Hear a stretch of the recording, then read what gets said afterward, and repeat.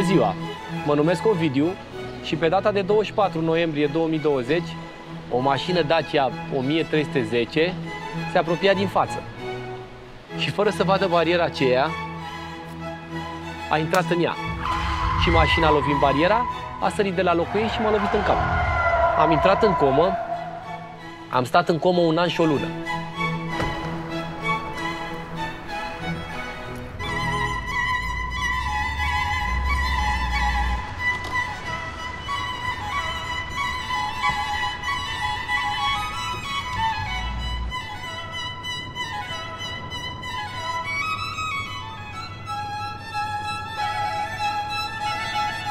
Termină la mine în gură, hai!